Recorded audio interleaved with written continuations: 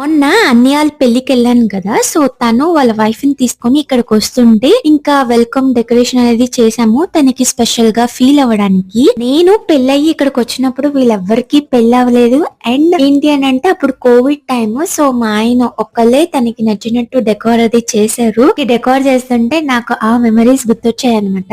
And every women ఇలాగా new life start చేసినప్పుడు ఎంత భయంగా ఎన్ని ఫీలింగ్స్ ఉంటాయో నేను కూడా అంతే. అండ్ నాకు ఎక్కువగా ఉండేది, ఎందుకంటే ఇలా పెళ్ళయిందో లేదో 19 days కి డాడీ చనిపోయారు. ఎంత ఏదైనా సరే వన్స్ పెళ్ళైతే మన లైఫ్ మనం చూసుకోవాలి. కానీ నాకు బ్యాక్ ఆఫ్ ద మైండ్ లో మీ ఒక్కరిదే ఉండేది, తమ్ముడు చిన్నోడు అండ్ సరిగ్గా ఉండేవాడు కాదు అని చాలా అనిపించేది. ఇంకోటి నేను ఇక్కడ మహారాష్ట్ర కదా, నాకు కొత్త ప్లేస్, ఏమీ తెలియదు, లాంగ్వేజ్ రాదు, మా ఆయన తప్ప నాకేం తెలియదు అనుకొని స్టెప్ ఇన్ చేశాను. ఇప్పుడు once I step in history repeats అనే డైలాగ్ చెప్పాల్సి వస్తుంది. మీరేం ఫీల్ అయ్యారో కమెంట్ బాక్స్ లో షేర్